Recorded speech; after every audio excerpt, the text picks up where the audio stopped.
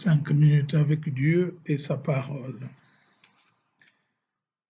Méditation du samedi 23 mai 2020. Le Père lui-même vous aime.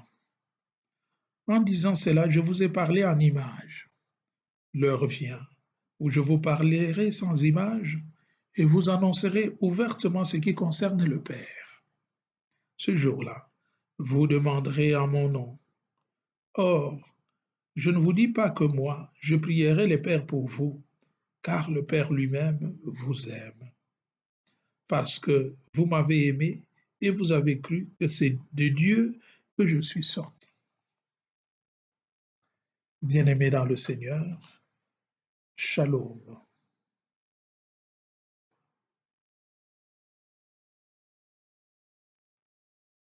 Chers frères et sœurs,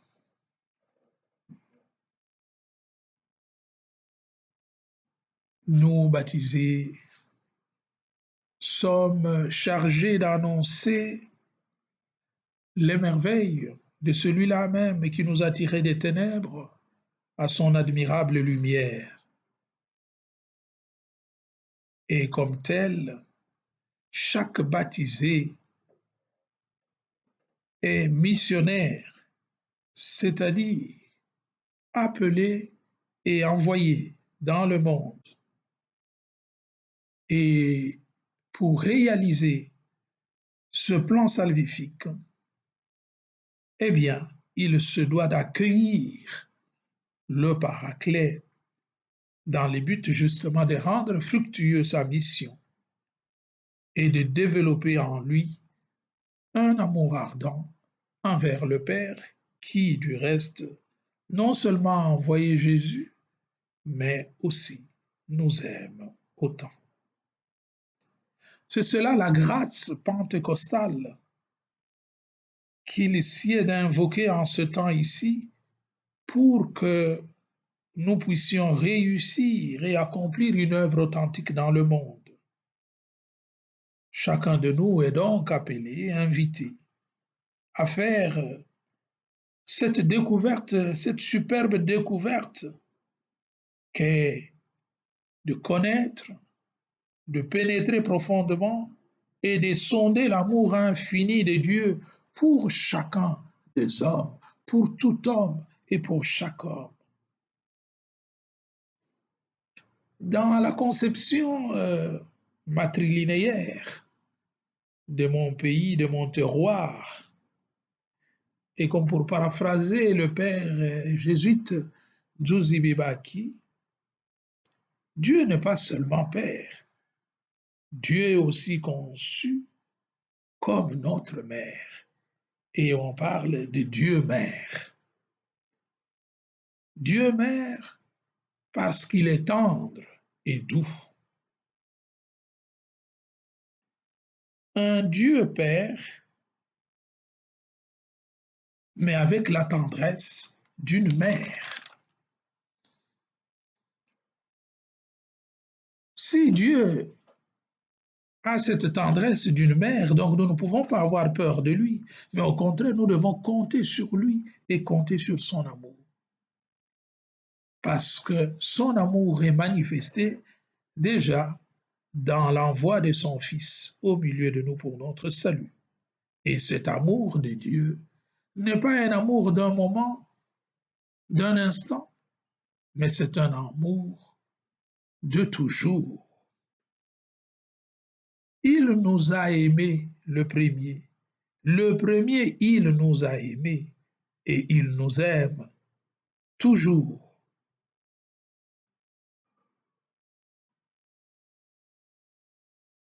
Et il continue à nous aimer, comme l'affirmait le philosophe danois Søren Kierkegaard. À ceux qui le prieront au nom de son Fils bien-aimé, Jésus-Christ,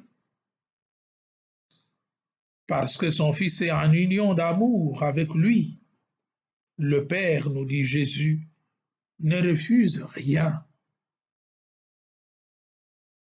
comme il ne peut pas refuser non plus la prière de Jésus. Jésus nous révèle donc là un secret, un mystère insondable, que pour être exaucé de son Père, il nous suffit d'être en communion avec lui, l'envoyé du Père, et en étant en communion avec lui, c'est-à-dire en accomplissant la volonté du Père au travers du Fils, eh bien, nous serons toujours exaucés dans nos prières. Voilà le secret de la prière. Comme pour dire, Dieu n'est pas compliqué, il suffit que nous nous mettions à l'écoute de son envoyé, comme lui-même le Christ le dira dans la prière sacerdotale, tirée de l'évangile de Saint Jean au chapitre 17, le verset 3, lorsqu'il dit la vie éternelle, ce que vous croyez au Père et que vous croyez aussi en son Fils, qui est son excellent envoyé. Il est donc nécessaire, pour que nous ayons gain de cause, de demeurer dans l'amour de Dieu, comme nous le demande Jésus, demeurer dans mon amour. Jean 15, verset 9, afin que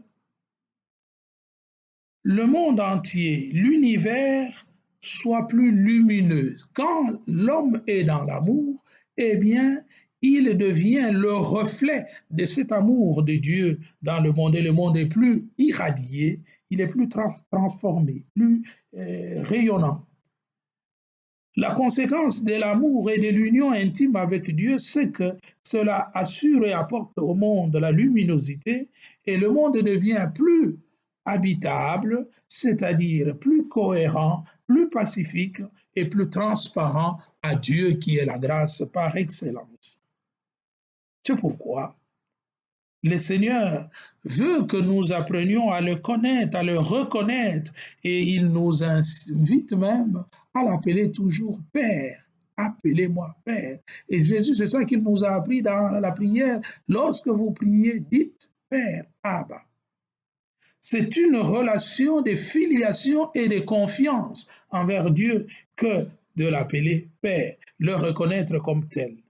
Il s'établit là une relation intime qui permet une confidence entre nous et Dieu, et cela fait que nous puissions nous approcher de lui et nous puissions entrer dans ses desseins de salut. Essayons donc chaque jour d'être plongés dans cet amour de Dieu et imaginons un peu cette intensité avec laquelle Dieu nous aime toujours et il nous aime comme nous sommes, sans nous juger. Et en dépit de nos fragilités, il nous aime tels que nous sommes.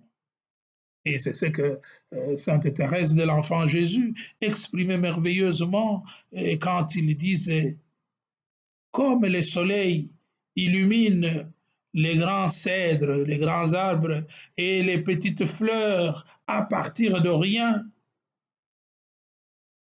comme si chacun était unique au monde. C'est ainsi que Dieu s'occupe de chaque âme avec tant d'amour, comme si elle était la seule à exister au monde. Voilà l'amour avec lequel Dieu nous aime. Et il veut que nous puissions être ce reflet de cet amour, de nous sentir aimés de lui et que nous puissions transparaître cet amour autour de nous pour que le monde soit vivifié, transfiguré en lui.